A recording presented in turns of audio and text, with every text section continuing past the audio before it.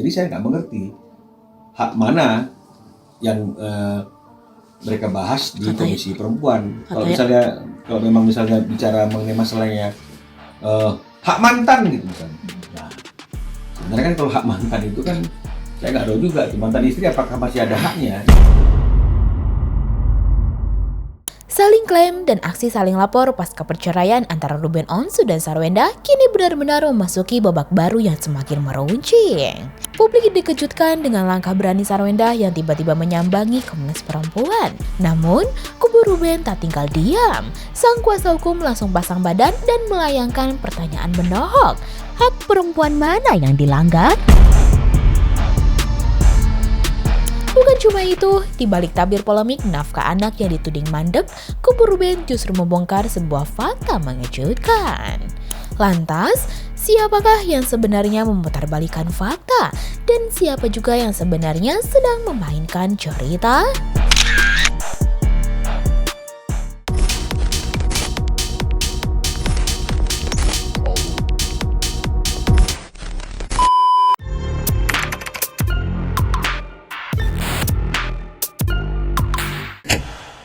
Konflik pasca perceraian antara Ruben Onsu dan Sarwenda kembali memasuki babak baru.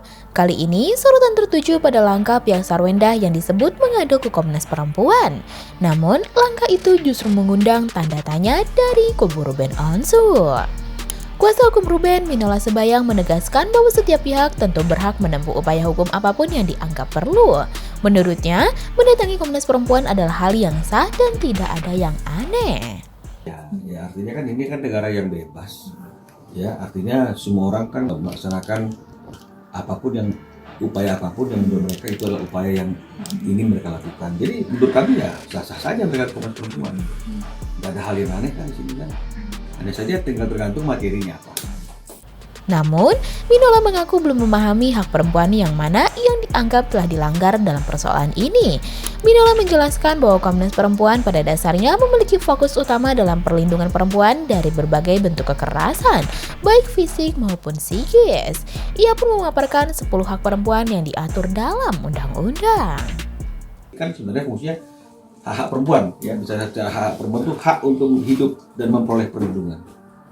Ya. Kemudian kedua, hak atas kesetaraan dan non-diskriminasi. Ketiga adalah hak atas pendidikan. Keempat adalah hak atas pekerjaan dan penghidupan yang layak. 5, hak atas kesehatan. 6, hak dalam perkawinan dan keluarga, artinya memilih pasangan secara bebas tanpa paksaan. Hak berpartisipasi dalam kehidupan politik dan publik. Ya, kemudian 8, hak atas kepemilikan dan penguasaan harta, artinya boleh memiliki dan mengelola harta sendiri. Ya, kemudian nomor 9, hak atas rasa aman dan kebebasan dari kekerasan. 10 adalah hak untuk menyampaikan pendapat dan ekspresi. Ini adalah hak 10 hak perempuan. Karena itu, Minola mempertanyakan substansi pengaduan yang disampaikan ke Komnas Perempuan. Menurutnya, bila yang dipersoalkan adalah hak seorang mantan istri, maka hal tersebut perlu diklarifikasi secara lebih jelas agar tidak menimbulkan penafsiran yang melebar. Jadi saya nggak mengerti hak mana yang mereka bahas di Komisi Perempuan. Kalau memang misalnya bicara mengenai masalahnya hak mantan gitu misalnya. Nah, sebenarnya kan kalau hak mantan itu kan saya nggak tahu juga mantan istri apakah masih ada haknya. Ya sebenarnya ya mungkin ada hak-hak juga, mungkin hak untuk bertemu dengan anak kalau anaknya nggak ada sama dengan dia. Kan begitu ya, tapi kan inilah yang kita perlu klarifikasi dan perlu kita perjelas kan begitu. Kalau karena anak-anak itu perempuan, dia juga perempuan, ya boleh-boleh saja. Oh tidak diberikan nafkah, ya belum diberikan nafkah. Beda loh, tidak diberikan nafkah, belum memberikan nafkah, dan menunda memberikan nafkah. Karena hukum itu bicara sebab dan akibat. Bahkan, ia menyinggung bahwa bila alasan yang diajukan adalah soal nafkah, maka persoalan itu tidak bisa dipandang secara sepihak. Sebab dalam pandangan hukum, setiap tindakan selalu memiliki hubungan sebab dan akibat.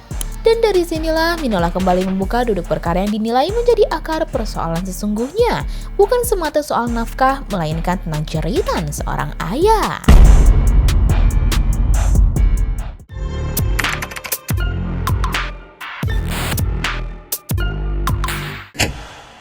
Di tengah tudingan bahwa Ruben Onsu disebut tidak lagi memberikan nafkah, kubu Ruben justru mengajak publik melihat persoalan secara utuh dan tidak hanya menyoroti satu sisi cerita. Menurut Minola, sejak perceraian pada tahun 2024 hingga beberapa bulan terakhir, Ruben disebut tetap menjalankan kewajibannya memberikan nafkah kepada anak-anak.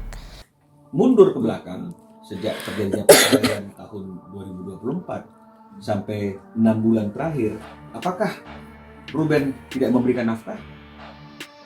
Berikan. Apakah nafkah yang diberikan itu cukup? Lebih dari cukup. Ya, dengan perincian yang sampai hari ini ketika diminta juga nggak diberikan. Ya, kartu kredit juga begitu, bagi dua tapi nggak diberikan perinciannya. Nah, itu adalah sebab yang menimbulkan akibat. Namun di sisi lain, Ruben disebut tidak mendapatkan hak yang sama untuk bertemu dan berkumpul dengan anak-anaknya. Minola mengatakan kondisi inilah yang membuat Ruben mempertanyakan posisinya sebagai seorang ayah. Minola bahkan mengungkap bahwa dalam beberapa kesempatan, termasuk saat menghadiri acara balet sang anak, Ruben disebut tidak bisa berinteraksi secara leluasa dengan anak-anaknya sendiri. Bahkan ketika anaknya ada acara baletan pun, duduknya menurut Ruben ditempatkan yang tidak berdekatan dengan anaknya. Ketika bertemu dengan anaknya di acara itu pun harus, artinya itu di tempat yang seperti itu, ya fotonya juga seperti itu, dan diawasin gitu. Jadi artinya kalau misalnya kemudian dianggap bahwa akibat yang dialaminya, sebab perbuatannya dianggap itu menciderai hak perempuan yang tadi saya bacakan, ya sah-sah saja. Bagaimana cara untuk mencari solusinya? Karena bagaimanapun pasti solusinya itu kan adalah solusi yang tidak akan merugikan kepentingan hukum salah satu pihak. Pasti demi kebaikan bersama. Minola menegaskan tidak tepat bila persoalan hanya difokuskan pada isu nafkah, sementara hak seorang ayah untuk memiliki waktu bersama anak-anaknya justru tidak terpenuhi. Tapi di samping itu Igenars, Minola juga menyinggung pertemuan singkat Ruben dengan anak-anak sebelum berangkat umroh di bandara. Walau singkat dan bukan pertemuan yang ideal, momen itu disebut sudah cukup membuat Ruben bahagia. Bagi Minola, peristiwa tersebut justru membuktikan bahwa persoalan ini sebenarnya sederhana dan bisa diselesaikan apabila ada niat baik dari kedua belah pihak. Kabar gembira sebenarnya ya, yang artinya itu pasti akan membuat Ruben bahagia. Pertemuan yang tidak sengaja, karena saya juga baru tahu hari ini Ruben dengan anak-anaknya sebelum Ruben melaksanakan ibadah umroh. Walaupun pertemuannya bukan pertemuan yang seperti itu yang diharapkan Ruben, tapi intinya bisa melihat anaknya secara langsung, bisa memeluk anaknya secara langsung, itu sudah buat Ruben bahagia untuk modalnya menjalankan ibadah umroh. Nah, kan enak nih. Seperti yang saya katakan, ini masalah simpel kok. Hanya tergantung niat. Niat apa? Niat ibunya S untuk membawa anaknya bertemu dengan ayahnya. Seperti kemarin, gampang kan? Malam-malam hari lagi, baru pulang dari Singapura lagi, menunggu lagi. Kan sebenarnya melelahkan, tapi ketika ada niat, terjadi kan?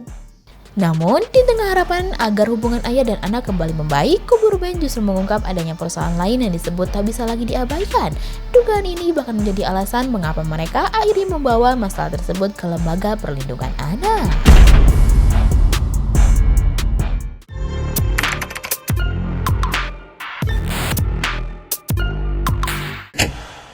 Di balik polemik soal hak bertemu anak, Minola mengungkap bahwa langkah hukum yang ditempuh pihak Ruben memiliki alasan lain yang tak kalah penting. Menurutnya, kedatangan mereka ke KPAI bukan bertujuan menyerang pihak manapun. Langkah tersebut dilakukan karena adanya dugaan eksploitasi. Minola mengatakan dugaan itu muncul dari banyak fakta dan bukti yang berkembang di tengah masyarakat. Bahkan, menurutnya masyarakat turut mendesak agar ada langkah nyata untuk melindungi kepentingan anak. Kedatangan kami ke KPAI itu kan tidak, sebenarnya kan agendanya kan tidak hanya bicara tentang menuntut karena tidak bisa bertemu dengan anak, tapi karena ada hal-hal lain. Apa hal-hal lain itu? Adanya dugaan eksploitasi, adanya dugaan hal-hal yang lain yang membuat anak-anak ini mungkin merasa tertekan. Dan itu bukan karena kami menilainya, Ya, tapi karena masyarakat juga menilai, karena banyak fakta, banyak bukti. Jadi masyarakat juga mendesak, artinya itu.